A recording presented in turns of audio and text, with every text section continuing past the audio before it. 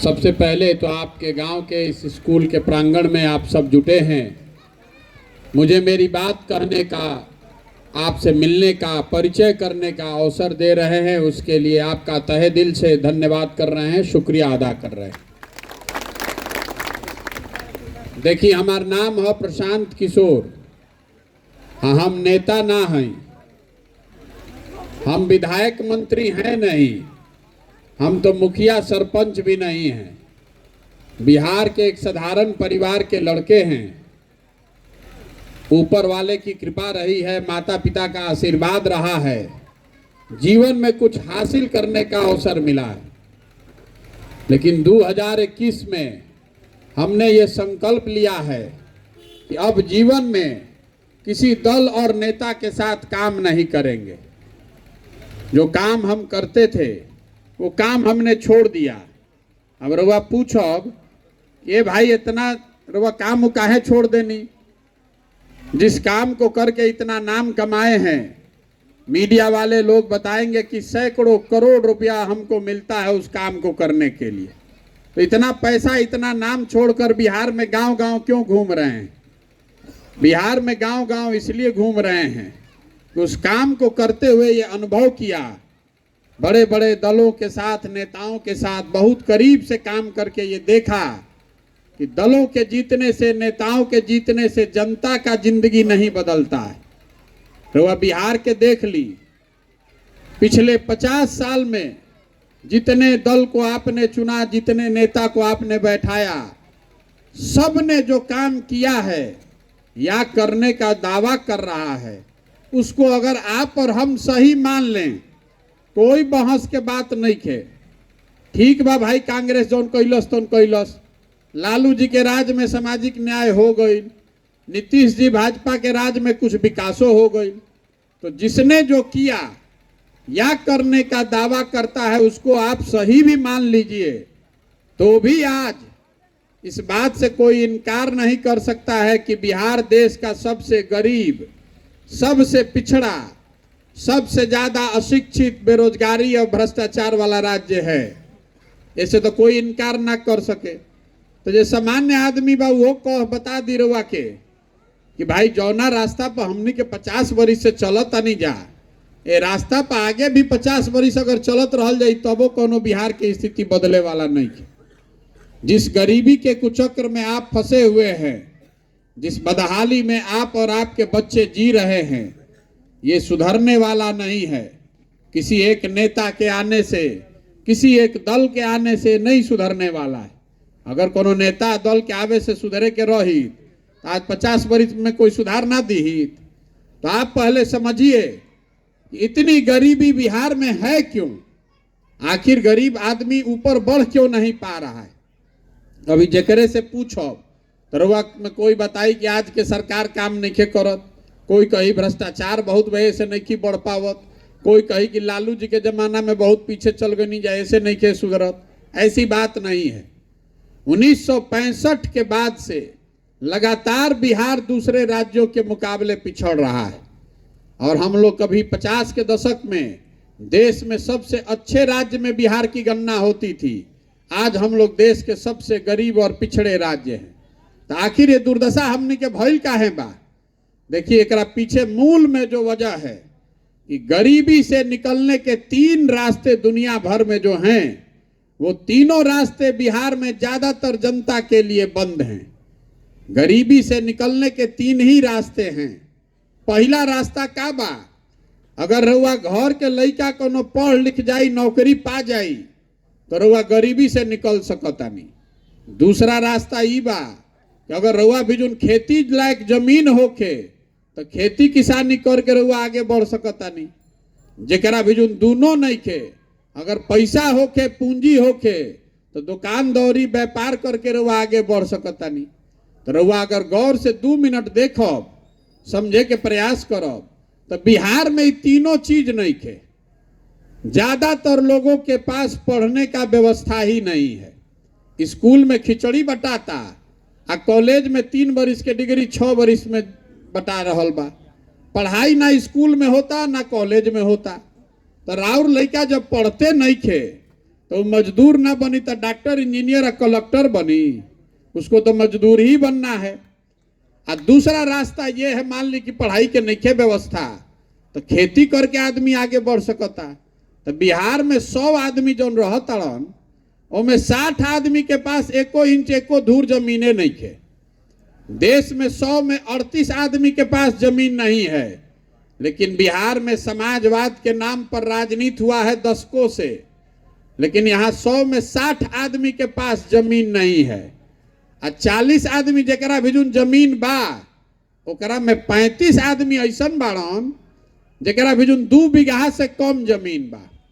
तो ज्यादातर आदमी जो खेती किसानी करता है बिहार में, वो कमाने वाला नहीं खेती कर रहा है, खाने वाला खेती कर रहा है। ओकर जमीन इतना छोट बा कि वो उतने उपजा पावता कि बाल बच्चा के पेट भर जाओ। गेहूं भइल बा तो में तनी मनी सरसों छीट दी कि भैया तेल बाजार से ना खरीदे पड़ो, इतना सरसों ना हो कि बेच के रुपया कमा ले। तो 100 आदमी जो बिहार में रहता, ओमे 5 गो आदमी ऐसा बाड़न जे खेती करता, जरा आमदनी होता खेती से। बाकी आदमी या तो खेती करता पेट भरे खाती, चाहे खेत में जाके मजदूरी करता। तो शिक्षा है ये नहीं खे, या कृषि योग्य जमीन नहीं खे। बचल तीसरा रास्ता पैसा। अगर रवा भी पैसा रही तो रवा 4 गो भैंसे खरीद लेती, कोई दुकान खोल लीत, कोई सैलून बना लीत, कोई रेडीमेड के काम करीत, कोई गाड़िए 2 गो चलवाई। तो पैसा है ये नहीं खे आदमी के पास। एजा बिहार में औसतन एक आदमी 35,000 रुपया कमाता है साल भर में। देश में औसतन एक आदमी 1,45,000 रुपया कमा रहा है। तो आपके पास तो पैसा है नहीं। मान ली कि रुआ बाल काटे आवता, 50,000 रुपया रुआ भी रही, चाहे बैंक से कर्जा मिल जाइत, जैसे रुआ किसान क्रेडिट कार्ड से खाद के पैसा कर्जा मिल जाता तो रुआ खाद छीट पावता नहीं। तो सरकार ऐसा कोनो व्यवस्था कर दी कि चलो जरा भी पैसा नहीं खे, 2 गो भैंस किने खाती, सैलून लगावे खाती कर्जा मिल जाओ तो वो लगा पाई। लेकिन जब ओकरा 50,000 रुपया नहीं खे और वह बाल काटे आवो तो वह सैलून ना लगाई, वह कोनो सैलून में जाके मजदूर बन के काम करो। तो ये बात के समझी, शिक्षा है नहीं, जमीन खेती लायक है नहीं, आपके पास पैसा है नहीं, तो रवा गरीबी से निकलब कैसे? कतनो रवा हाथ पांव मार ली, सरकार कोई योजना लेकर चली आए, आप किसी को चुन लीजिए, बिहार से गरीबी खत्म नहीं होने वाली है। जब तक इस 3 बात को नहीं सुधारा जाएगा, यहाँ बच्चों के लिए ऐसी पढ़ने की व्यवस्था न हो जरा में लड़का सब के पढ़ लिख के नौकरी खातिर काबिल बन सके, जब तक ऐसा व्यवस्था ना होई तब तक बिहार से गरीबी ना दूर होई। बहुत आदमी कहता कि अच्छा बहुत आदमी पढ़ लिख जाते तो नौकरी नहीं खे लागत। देखिए रवा सुन ले, खब दुनिया में भारत भर में सबसे ज्यादा है नर्स जौन बाड़ी जाऊ केरल के लड़की सब है। क्यों है? क्योंकि तमिलनाडु में, केरल में 2/3 नर्सिंग कॉलेज जो है वो 2 गो राज्य में है पूरा देश में, तमिलनाडु में और केरल में। तो वही जाके लड़की पढ़ लिख के ट्रेनिंग लेके नर्स बन गई सब। तो हजारों की संख्या में वो लड़कियां नर्स बनकर देश दुनिया में काम कर रही हैं। तो अगर बिहार में शिक्षा ऐसी हो जिससे लोगों को रोजगार मिले, उससे रास्ता खुलेगा। तो शिक्षा तो सुधरे के चाहिए, इतना बात तो सबके बुझाता। इतना आदमी रुआ बैठल बानी, रुआ बताई हमरा से एक बात पर सहमति बा ना भाई कि शिक्षा का व्यवस्था होना चाहिए, ओके के चाहिए ना? सब सोच के बताई फिर से, बिहार में और कुछ होके चाहे ना, लइकन के पढ़े के व्यवस्था होके के चाहिए ना?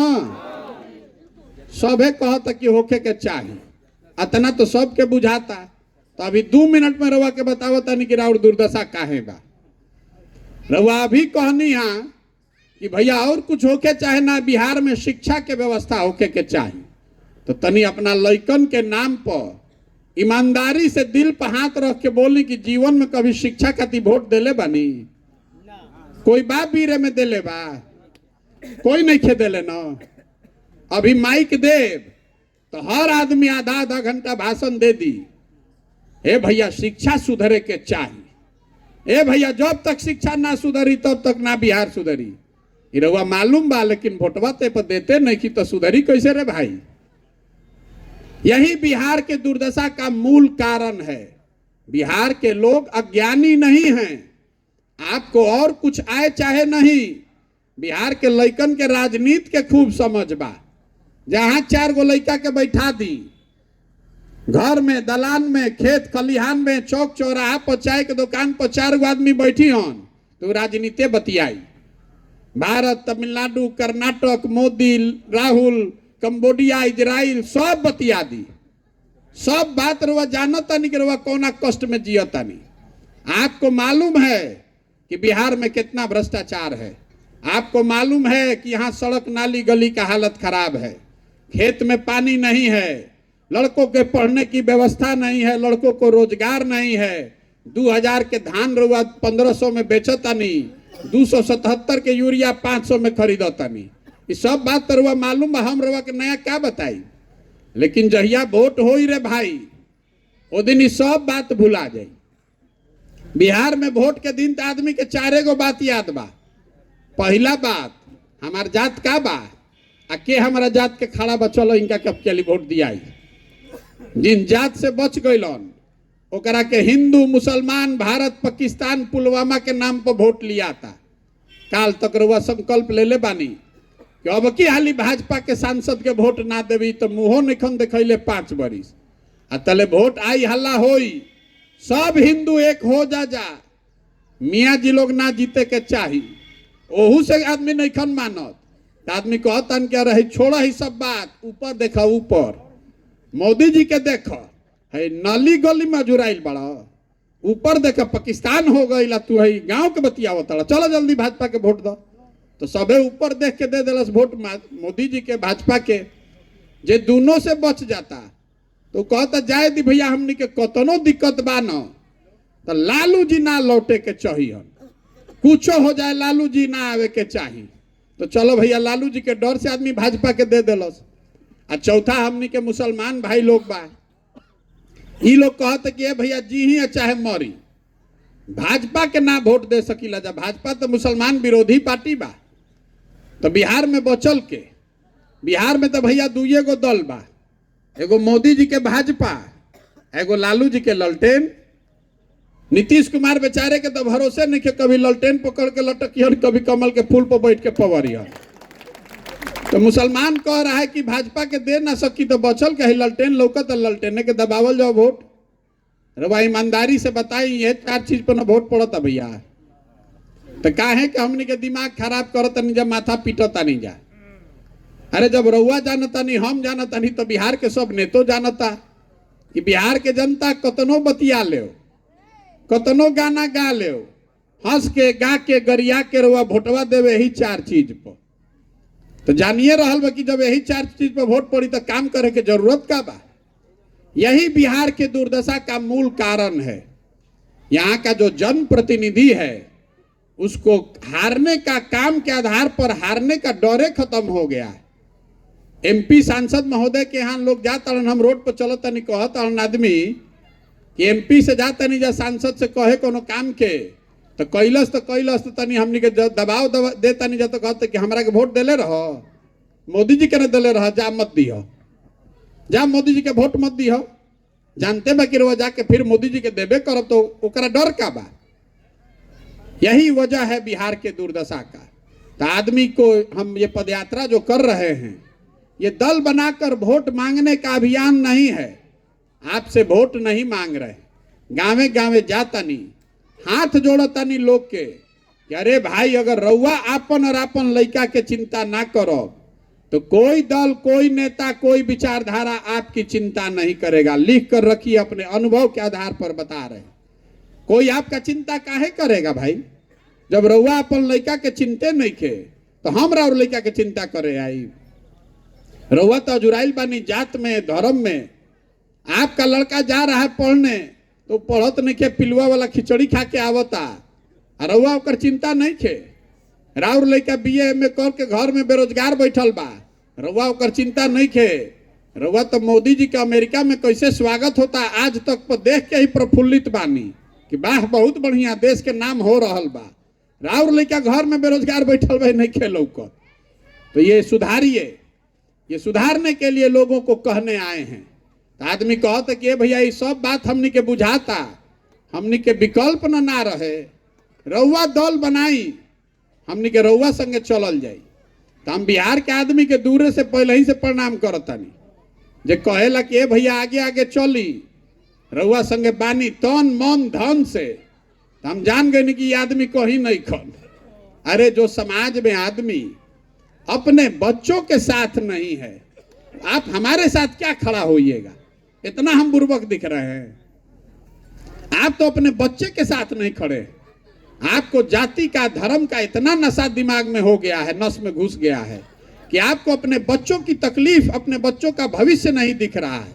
आप प्रशांत किशोर के साथ होइएगा, जाति धर्म छोड़ के नहीं होइएगा। इसीलिए हम हाथ जोड़कर लोगों को कह रहे हैं कि आप पहले संकल्प लीजिए, अपने और अपने बच्चों के साथ खड़ा होइए। हमारे साथ मत खड़ा होइए, हम पर भरोसा मत कीजिए, अपने और अपने बच्चों के साथ खड़े होइए। वोट दीजिए अपने बच्चों के पढ़ाई के लिए, बच्चों के रोजगार के लिए। और नहीं दीजिएगा तो लिख के रख ली, आज का तारीख और डेट नोट कर लीजिए आप। जिस गरीबी बदहाली में बिहार आज तक जी रहा है, बिहार के लोग आने वाले सालों में भी बिहार के लोग इसी गरीबी, इसी बदहाली में जिएंगे। कोई नहीं बिहार को सुधार सकता है। आदमी कहता कि प्रशांत किशोर आइल बाड़न, बड़ा होशियार बाड़न, भैया ठीक करी। जे आवेला ये कहेला कि हम आइब न तब की हाली ठीक कर दे, हमरा के वोट दे दो। हम आपको कह रहे हैं कि एगो प्रशांत किशोर छोड़ी, अगर 10 प्रशांत किशोर आ जाइए हम, तब वो बिहार नहीं के सुधरे वाला। जब आप सुधरने के लिए तैयारे नहीं हैं तो प्रशांत किशोर सुधार दिहन। 14 में मोदी जी आयल रहन न, कितना हल्ला भइल रहे कि मोदी जी अहन न तो सब सुधर जाई। 14 में मोदी जी के हम ही अभियान चलावत रही। आज आदमी कहता कि जन सुराज के कितना आदमी जानता, कितना नहीं जानत। 2012-13 में 50% से आधा से ज्यादा आदमी यूपी बिहार में मोदी जी के नाम ना जानत रहन। आज वह आदमी लाठी डंटा करे के तैयार बा। तारा बुझाता मोदी जी से देश के कल्याण होई। चलो भाई, के बहस करे जाई, होई उनके से कल्याण होई। राजनीति में बहस के कोनो अंत नहीं खे।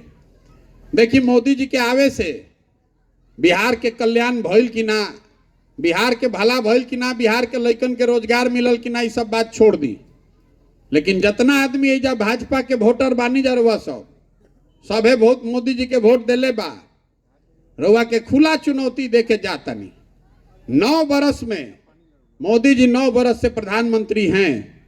9 बरस में मोदी जी ने अगर बिहार के विकास के लिए एक समीक्षा बैठक किया है, एक समीक्षा बैठक अगर किया है, आप उसका प्रमाण, उसका न्यूज हमको दिखा दीजिए। हम कल से मोदी जी का झंडा लेकर चलने को तैयार है। एक समीक्षा बैठक तक उस आदमी ने नहीं किया, और फिर हमनी के उछल उछल के जाके कमल पर वोट दिहल जाई तो दोस्त मोदी जी के बाकी हमनी के बा। रउआ 40 में 39 को MP जिता के भेजले बानी जा बिहार से, और रउआ एगो बैठक भी नसीब नहीं खे हो, तबो रउआ वोट वही दल के, वही नेता के देव, तो राउर लड़का के दुर्दशा ना हुई तो हमार लड़का के दुर्दशा हुई। यही बताने चले। आदमी कहता भैया दल न बनाई, ये तो नागनाथ सांपनाथ दोनों से जान बचावे के बाद रउआ दल बनाई। तो हम दल क्यों नहीं बना रहे हैं? बिहार में पहले ही से 50 गो दल बा ठगे खाती। एगो और बढ़ावल जरूरी बा, एगो हमू बना ले तो हमू ठगे लागो। बिहार में दल कैसे बनेला? जे बनैलस दल उहे हो गई दल के नेता। आइयो कह दिलस कि हमारा बाद हो यहाँ हमार बेटा। आ जितना आदमी तू लोग बिहार के बड़ा जो सब आदमी झंडा लेके जीवन भर ढोआ जा, वो दल नहीं है, वो विकल्प नहीं है, वो तो परिवार का शासन है, वो लोकतंत्र के विपरीत है। तो अगर दल बनाना है, विकल्प बनाना है, आपको बिहार में बदलाव चाहिए, तो जो रास्ता महात्मा गांधी ने दिखाया उसको चुनिए। गांधी जी ने देश को आजाद कैसे दिलाया, आजादी कैसे दिलाई? गांधी जी वोट लेके आजादी दिलैलन। गांधी जी ने पहले समाज को जगाया, आपको बताया कि आत्मनिर्भर बनिए, अपना कपड़ा पहनिए, अपने लोगों से छुआछूत मत कीजिए, सबको समाज में बराबर समझिए। समाज को जगाया। आगे आगे गांधी जी चलन, पीछे से समाज चलल, तब न देश के आजादी मिलल। तो अगर बिहार को गरीबी से, भ्रष्टाचार से आजादी दिलाना चाहते हैं, अपने लिए नहीं तो कम से कम अपने बच्चों के लिए एक नई व्यवस्था बनाना चाहते हैं, तो सबको कंधा लगाना पड़ेगा। तो हमारी भूमिका, हम नेता नहीं हैं, हमने शुरू में कहा हम जन सुराज के नेता नहीं हैं, हम इसके सूत्रधार हैं। हमारा भूमिका कुम्हार का है। घड़ा कैसे बनेला? माटी और चाक से। माटी और चाक ना रही तो कतनो कुम्हार होशियार रही तो घड़ा बन सकेला। तो आप वो मिट्टी और चाक हैं। हम निकले हैं, गांव गांव घूम रहे हैं, साल 1.5 साल 2 साल पूरा बिहार के गांव गांव घूमब। जैसे दही के मथ के रवा मक्खन निकाली ला, उसी तरह समाज को मथ कर ऐसे लोगों को निकालेंगे जिनकी मदद से एक नई व्यवस्था बनाई जा सकती है। वो लोग जो चाहते हैं कि नहीं नई व्यवस्था बनाई जाए, रवा मन में चिंता बा आज तक कि रवा बनावे चाहता नहीं, लेकिन रवा चिंता बा कि भैया हमारा राजनीति के समझ नहीं खे, ए भैया हमारा भी संसाधन नहीं खे, हमारा पूरा राज्य में करे के व्यवस्था नहीं खे। तो हम रवा के कह रहल बानी कि व्यवस्था हम बनावतानी। संसाधन, व्यवस्था, रणनीति का चिंता अपने भाई, अपने बेटे प्रशांत किशोर पर छोड़िए और जन सुराज के प्लेटफॉर्म में अपना कंधा लगाइए।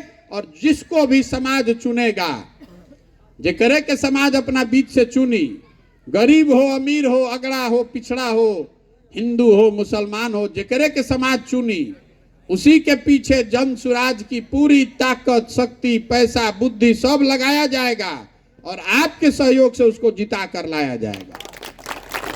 तभी न बनेगा जनता की सरकार।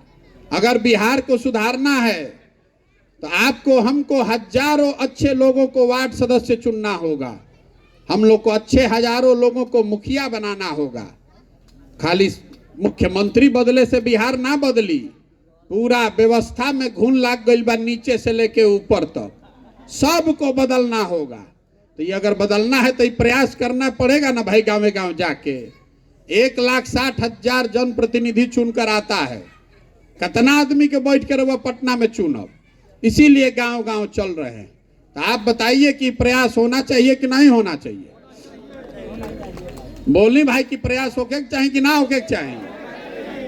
तरवा से को वोट करवाई अभी सबके बोले के बा, हाथ उठा के सबके वोट देवे के बा। जरा मन होई हाँ वो हाँ बोली, जरा मन होई ना वो ना बोली। 3 गो कैमरा लागल बा, में रिकॉर्ड होके के चाहिए, से हाथ उठे के चाहिए सबके। पिछले 30-40 सालों में आपने जिसको भी वोट दिया, किसी ने बिहार और बिहार के बच्चों की चिंता नहीं की है। अब समय आ गया है कि बिहार के लोग अपने और अपने बच्चों के भविष्य के लिए जगें, खड़े हों और गांधी जी के बताए हुए रास्ते पर चलकर अपना विकल्प बनाएं, जनता का विकल्प बनाएं। आप बताइए कि हमको, आपको, सबको मिलकर जनता का विकल्प बनाना चाहिए कि नहीं बनाना चाहिए? हाथ सबके उठे के चाहिए भैया। जरा ना बोले के ना बोलो। बनाना चाहिए कि नहीं बनाना चाहिए? बनावे के चाहिए ना भाई। आदमी कहता कि अच्छा इतना बात रहा सुन लेनी जा, विकल्पों बन जाई ना बताई कि चुनाव कैसे जीतल जाई। तो आपको बता रहे हैं कि चुनाव कैसे जीता जाएगा। लोकतंत्र में जन बल के आगे कोई बल नहीं है। जितना समीकरण बा, जितना नेता बाड़न, एक बार रउआ खड़ा हो जाई तो आपके सामने कोई नेता, कोई समीकरण टिकने वाला नहीं है। और दूसर जे हमरा के तनको मन का जानता, ओकरा मालूम बा कि प्रशांत किशोर के और कुछ आवे चाहे ना, चुनाव लड़ावे आवेला। पिछले 10 बरस में जिस नेता का, जिस दल का हमने हाथ पकड़ा है, वो चुनावे नहीं हारा है। तो इस बार संकल्प लिए हैं, किसी नेता का नहीं, दल का नहीं, बिहार की जनता का, आपका हाथ पकड़े हैं और भरोसा रखिए आपको भी हारने नहीं देंगे। हम उनमें से नहीं हैं जो लड़ने के लिए लड़ता है। अगर हम लड़े आइल बानी तो ईमान के चली के कर जीते के खाका दिमाग में बना के ले आइल बानी। इसको जीतने के लिए कितनी ताकत लगानी पड़ेगी, कैसी व्यवस्था बनानी पड़ेगी, कितना पसीना बहाना पड़ेगा, कितना संसाधन लगाना पड़ेगा, ये सब सोच समझ के गुणागणित करके आए हैं और जीते बगैर मानेंगे नहीं। आप आइए और अपने बच्चों के लिए इसमें शामिल होइए। ठीक लगे तो आइए और इस व्यवस्था को बनाने में अपना कंधा लगाइए। एक ऐसा बिहार बनाइए कि हम लोग के बच्चों को पढ़ने के लिए और रोजगार के लिए बाहर जाकर जलील नहीं होना पड़े। आज बाहर जब बिहार के लोग जा रहे हैं तो बिहारी कह के हम लोग को जलील किया जाता है। ये शब्द बिहारी गाली बन गया है। बिहारी मतलब अनपढ़, बिहारी मतलब बेवकूफ। अरे हमनी के सब आदमी बेवकूफ बानी जा? हम लोग बेवकूफ नहीं हैं। यहाँ के नेताओं ने और व्यवस्था ने हम लोग को बेवकूफ बना दिया है। एक बार आप खड़ा हो जाइएगा, ये तो ज्ञान की भूमि रही है। देवताओं को भी आकर यहाँ ज्ञान मिला है। 1500 साल तक इस देश की राजनीति चली है बिहार से। आप में, आपके बच्चों में बिहार की भूमि में वो ताकत है। आप वो व्यवस्था बना सकते हैं। आप खड़े होइए और देखिए कि कैसे पूरे भारत में ये मॉडल बनेगा कि बिहार के लोगों ने वो करके दिखाया है जो देश के किसी हिस्से में किसी ने नहीं किया है। इससे हम लोग का गौरव वापस होगा। विकास तो जया होई तैया होई। जिस दिन इस व्यवस्था को बनाकर हम लोगों ने सरकार जनता की बना दी, पूरा देश नतमस्तक होगा, क्योंकि बिहार के लोगों ने वो कर दिखाया होगा जो आजादी के बाद किसी भी राज्य में कोई नहीं कर पाया है। तो अगर आपको लगता है कि जो काम हम कर रहे हैं ये ठीक काम है, ये बिहार के बच्चों के भलाई के लिए है, तो से हम वोट ना मांगनी, आपसे चंदा नहीं मांगे, आपसे हम अपना नजर घुमाकर देखिए कहीं फोटो वोटो नहीं लगाते हैं। आपसे मांगने आए हैं आपका आशीर्वाद।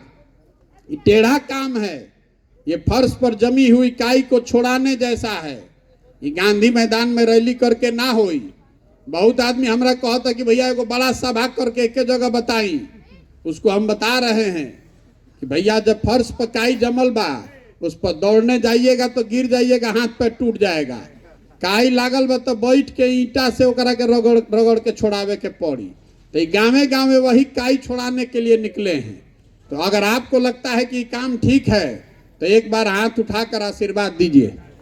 है ना आपका आशीर्वाद? ओके ना? प्रयास होना चाहिए ना भाई। तो बहुत बहुत धन्यवाद। एक इस मिट्टी के सम्मान में एक नारा हम लोग लगाकर खत्म करेंगे।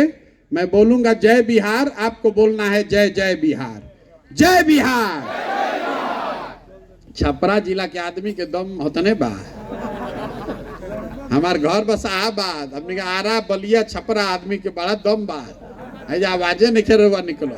जय बिहार, जय बिहार, जय बिहार।